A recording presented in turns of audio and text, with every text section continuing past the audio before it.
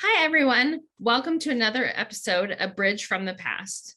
This series is for students like you to get ahead in your U.S. history class by using art as a starting point to think about big and often messy questions and concepts.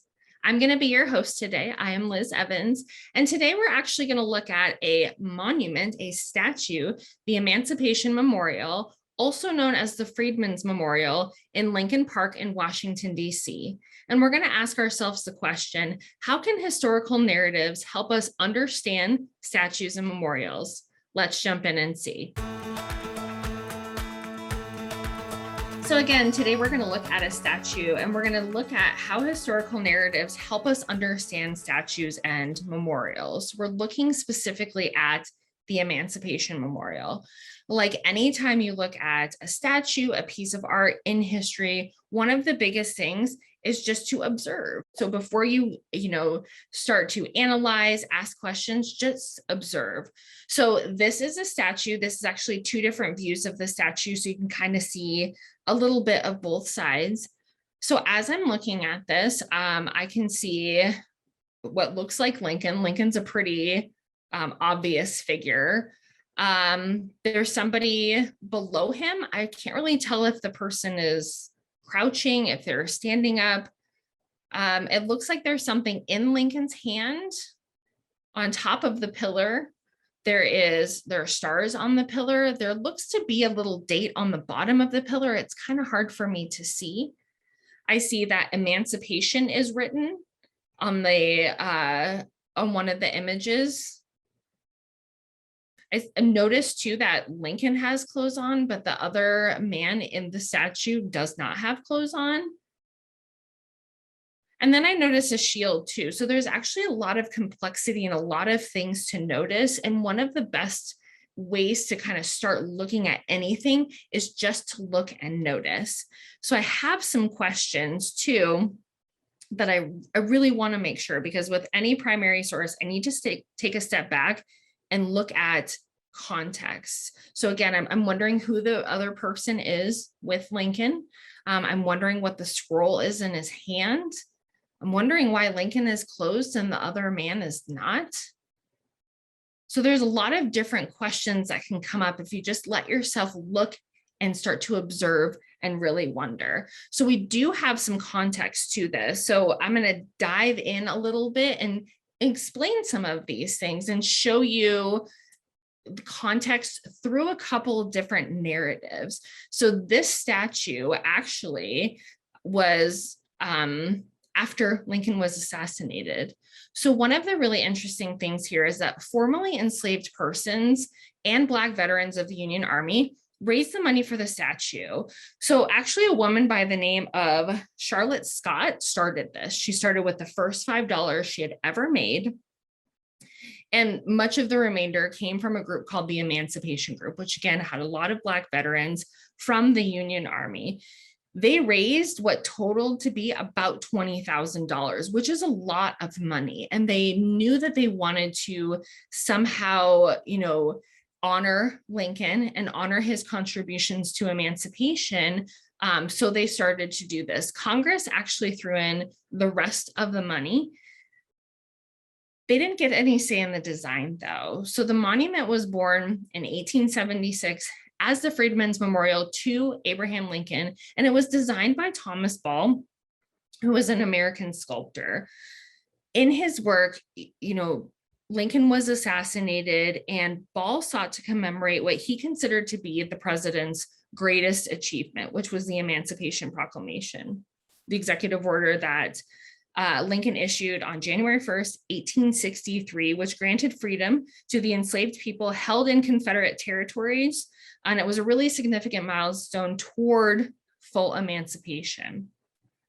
So I talked about the man who was kneeling. He was actually a person by the name of Archer Alexander. And Thomas Ball took his likeness from a photo. He wanted to make sure that his sculpture had somebody who was a real person. He wanted to sculpt that. And an interesting thing here is Archer Alexander was actually the first Black man to be in a national monument. So this is the monument that he was in. He himself has an incredible story, which would be a totally different episode, but I really recommend digging in and learning a lot more about Archer Alexander, who again was the model for this. He had no say in it, just like the people who raised the money. Another interesting piece of this is that Frederick Douglass, who's a great orator at the time, many people know who Frederick Douglass is, delivered a speech about Lincoln's conflicted legacy, talking about that Lincoln, was reluctant to issue the Emancipation Proclamation. And days later, he actually wrote a letter to a newspaper called the New Republic criticizing the statue. And in this, he is quoted as saying, "The Negro here, though rising, is still on his knees and nude. What I want to see before I die is a monument representing the Negro, not couchant on his knees like a four-footed animal, but erect on his feet like a man. There is room in Lincoln Park for another monument, and I throw out this suggestion to the end that it may be taken up and acted upon." So when we're looking at the whole of this statue, there's so many different stories. You have the story of the Emancipation Group, who raised the money. And again, the woman who started everything was Charlotte Scott, who was an formerly enslaved woman. Then Thomas Ball, who was an American sculptor, creates this image of Lincoln and of the formerly enslaved person. And again, we don't know if the person is rising up, if they're kneeling, because it's kind of up into interpretation. Everybody looks at these statues through different lenses and has different ways of looking at things. Archer Alexander is another piece of the narrative. He was a man who had been formerly enslaved. Again, he himself has a really interesting life. And then the last piece of that is Frederick Douglass talking about the statue. And Frederick Douglass, the famous orator at the time, he has this fiery speech, and then he goes on to talk about it further in a letter.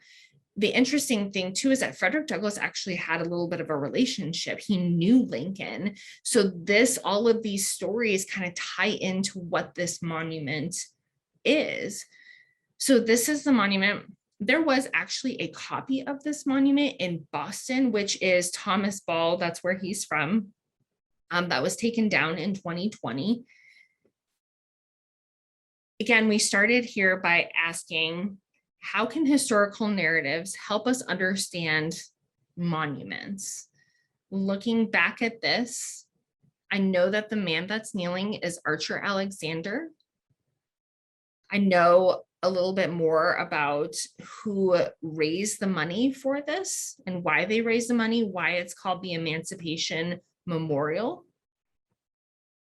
There's still some more questions I have, but that's kind of the nice thing is we can look at this, we can really dive in and find these little intricacies. And that is when we look at statues, when we look at historical narratives, these are the things that we're asking and we're analyzing and we're noticing. So today we learned that formerly enslaved persons, as well as the Black veterans of the Union Army, raised money for this statue, and that Thomas Ball was the person who designed it. We learned that Archer Alexander was the model for the kneeling man, and that Frederick Douglass definitely had his opinions. A really interesting piece of the Frederick Douglass letter is that it actually wasn't discovered until hundreds of years later, when historians started digging and wondering, what did Douglass think? He was there, he had to have had some views. So it actually took a lot of digging to find this letter. And it's a long letter, and you can find it. It's available online. There'll actually be links underneath this YouTube video if you're interested. So really, I want to turn it back to you. What do you think? How can all of these historical narratives help us understand images and statues of the post-Civil War period, of anything like this? There's so much more to dig in. These are just a few parts of the narrative. There's so many, there were almost 20,000 people at the unveiling of the statue, so they have narratives. So now I turn it over to you. So what do you want to know more about? What do you think the next question is in our discussion? Let us know in the comments below. If you've learned something, make sure to like this video and subscribe to our channel to be in the know about other videos, content, and resources to help you throughout the school year. I'll be back soon with another statue coming up to think again about the complex and layered stories that make up our nation's history, and also the different lenses we look through and the different narratives we learn about that help us understand the bigger picture. Until next time, take care. Thank you.